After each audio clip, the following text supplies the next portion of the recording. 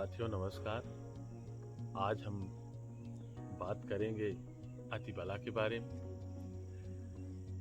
जिसको कंघी भी कहते हैं। हालांकि ये कई प्रकार के होते हैं: बला, अतिबला, महाबला, राजबला और नागबला।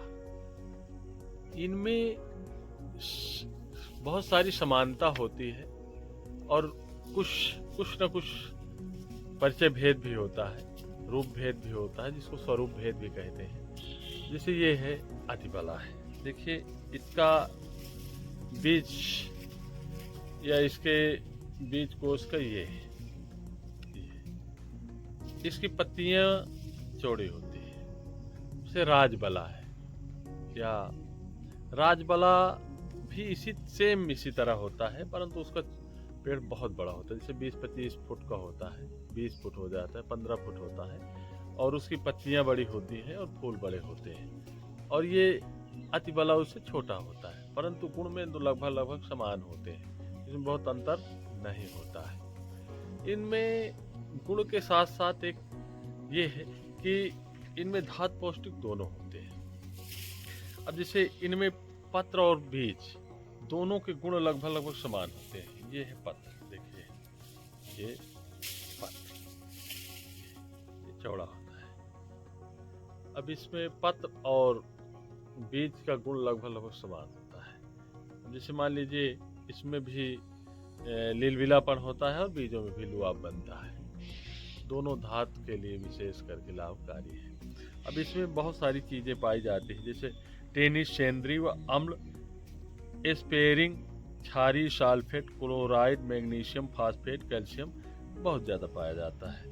इसमें गुण भी बहुत ज़्यादा, जैसे ये मधुर है, कटुतिक, विपाक में कटु है, उष्णवीर है, थोड़ा सा गर्म है, हल्का सा, स्निग्ध है, ग्राही, ब्रश है, बल, दाह, त्रसा, वमन, कृमि नाशक है, और वात, रक्त पित्त, ज्वर, मूत्र विकार, दूषित कफ एवं वात पित्त आदि नाशक है, कांतिकारक है, ये चेहरे की कांति को बढ़ाता है।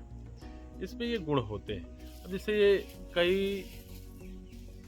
इसका परिचय तो आपने प्राप्त ही कर लिया है। मान लीजिए किसी में धातु से संबंधित रोग है, दिक्कत है, तो अगर इसकी 35 पत्तियां और ये पित्तोन्माद है तो 35 पत्तियां, 4-5 दाने मिर्च और थोड़ा सा सौंठ की मात्रा मिला करके और इसका काढ़ा बना करके और पिलाया जाए, करीब 2-3 महीने लगातार दिया जाए।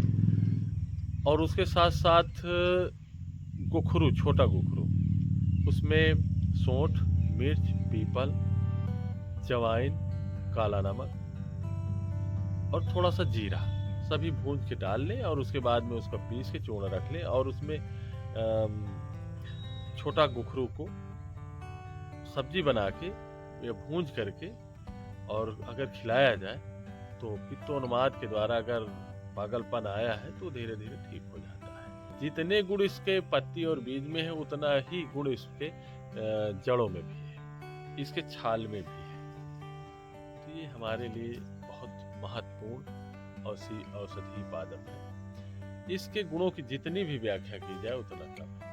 यथा नाम तथा गुण, जिस प्रकार इसका नाम है अतिबला, उसी प्रकार ये हाथी जैसी शक्ति प्रदान करता है। इसके निरंतर प्रयोग से बहुत सारे रोग तो दूर होते ही हैं, यहाँ तक कि अगर धातु से इतना अधिक रोगी क्षीण हो गया हो, जो चलने में भी असमर्थ हो, अगर इसका 2-3 महीने 35 पत्तियां मिर्च और सौंठ के साथ क्वाथ बनाकर पीता रहे, उबाल कर पीता रहे, तो निसंदेह उसमें अश्वशक्ति, घोड़े के समान उसके अंदर शक्ति आ जाती है।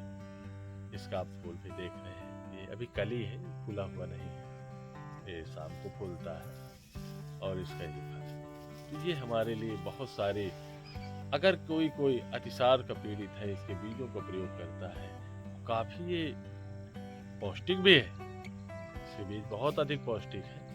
अगर उनका प्रयोग किया जाए तो हमें ताकत